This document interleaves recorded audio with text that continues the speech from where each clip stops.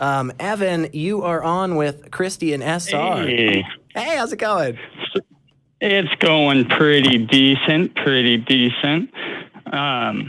So just a quick I'm left Mormonism about 10 years ago, actually almost to the day.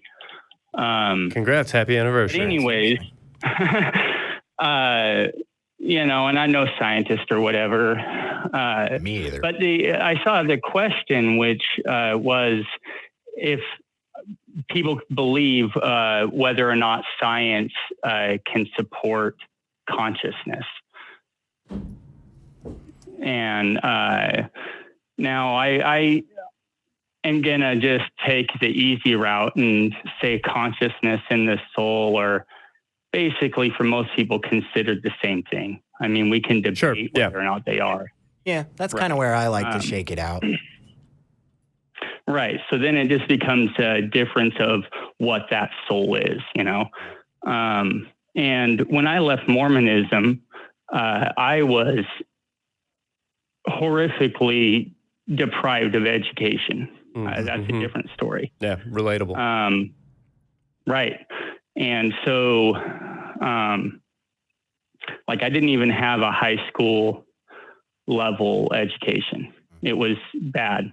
And so I went to college, took some mediary classes or whatever, and got myself caught up. But what I've come to understand is that, I see a couple connections, and they could be wrong, right?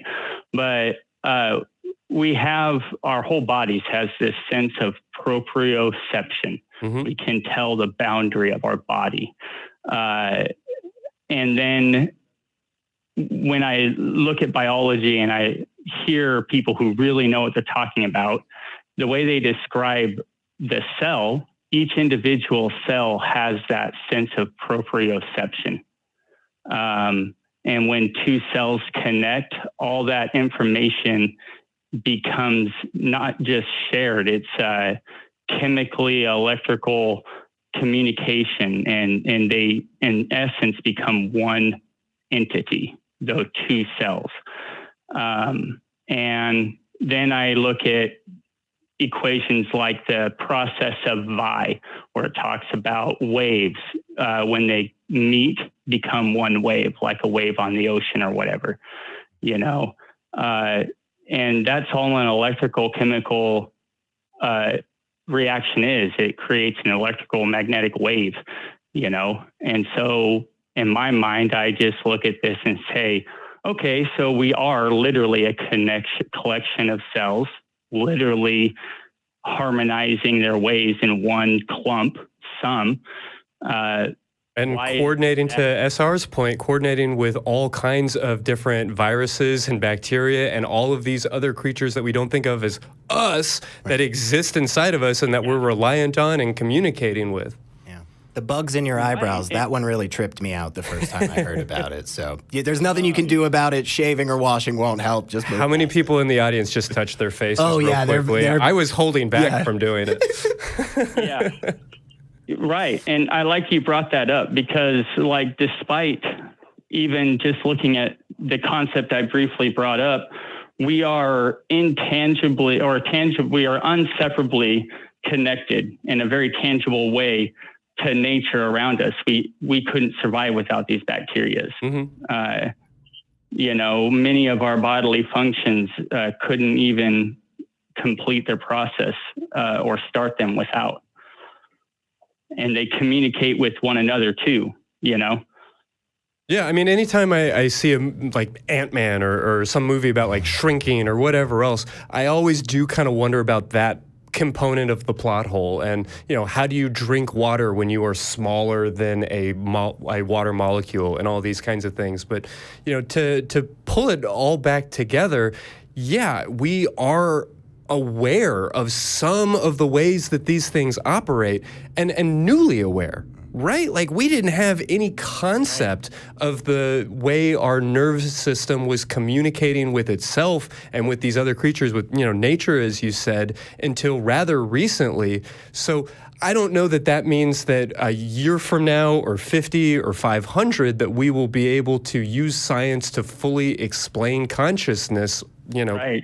trademark, but it doesn't seem to me that it is beyond the reach of science. Yeah, and I think, you know, with some of the stuff that we do have, right, we get somebody in a scan and we say, hey, here's something and it makes you happy. And they go, yeah, this makes me happy. And we look at the brain scan and we look at like hundreds of other people and we can see correlation between them. Now, hey, look, I'm with you. Correlation, causation, different things, fine. But as we further that path, right, as we continue to walk down that line of progress, for me, it just, you know, I'm not saying we definitely are going to have an answer, but it seems the most reasonable answer to me. It seems the most reasonable thing, that the more we look into this, the more we will figure it out, just like we have with everything else. I was reading just the other day, apparently, there are these two awesome high school girls who, like, both like 16, 17, I think, may have just found another proof for the Pythagorean theorem.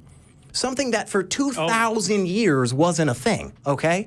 So they literally just published their paper, and mathematicians are reviewing it right now. And so, yeah, why couldn't we find more answers for consciousness?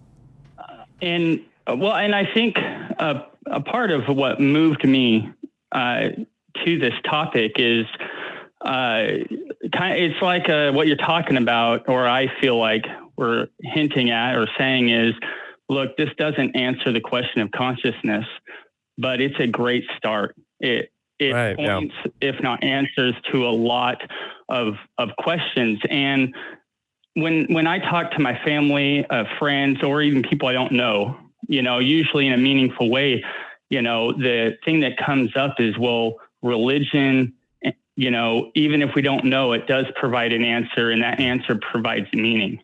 You know, and that really strikes home to me, because I used to really believe I was a child of God. Like, I was not of this earth. I was placed here, you know, in the world, but not of it. And live forever. Mm-hmm. I was going to become a God. I was going to know all things, you know, and that really filled me with meaning.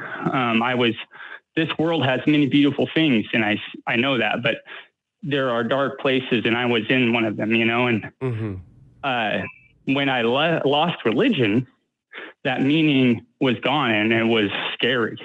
Yeah. It was a great weight. And I see all of, I want to say my brothers and sisters, society, that's the struggle. And I just am filled with so much meaning, so much purpose at being able to understand that I am as intimately connected with nature around me as I used to believe I was connected to a God I never saw.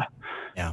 Yeah. And that is profound. It's powerful. And hearing not just you guys, but people like a Ron Ra and Matt and Hitchens, you know, some of the best voices on this earth, despite all their meaningful, clever, true positions, it's the meaning. It's the filling them with meaning that caught my attention, that made their true statements worth giving an ear to. And I think that is... And I love that you guys do that. Thank you. And I think that's a really, really great point, Evan, honestly. And seriously, congrats. Like, I'm so happy that you have been able to walk through this journey and get to a place where you are so much happier and you find that connection and meaning. Because I agree with that point. I do think that is important. And sometimes we're just really big on, you know, breaking down the kalam, and we don't provide some of that connection to the real world around us, and that compassion that, you know, we felt we had, even if it was misplaced, even if it wasn't based on something true, we still felt some of that. And sometimes just losing that can feel like such a detriment, you know? Yeah, I mean, especially in the YouTube space, so much of organized atheism can be about like poning theists and having the like hang up, mic drop kind of moment. And, you know, there's catharsis in that. Like, I'm not going to hold it against anybody. I've certainly said some less than like generous and polite. I've told atheists to go fuck themselves once or twice. Valid. But yeah, the reason that you and I do this, SR, is like not just to feel superior by like proving that, well, your argument for God is not logically sound. It's because life is for living, and so much of it has been wasted by some of these ideas. And so I guess I'm just really glad to hear from you, Evan, that you are finding a new purpose and a new meaning and something that is a little bit more satisfying, more fulfilling, and that will help make the world a better place than these, ancient poetry. Yeah. Well, Evan, thank you so much for calling us and chatting with us on this. I think that was really, really great conversation. And please feel free to jump back in the future and call us back, give us an update again. We always freaking love that.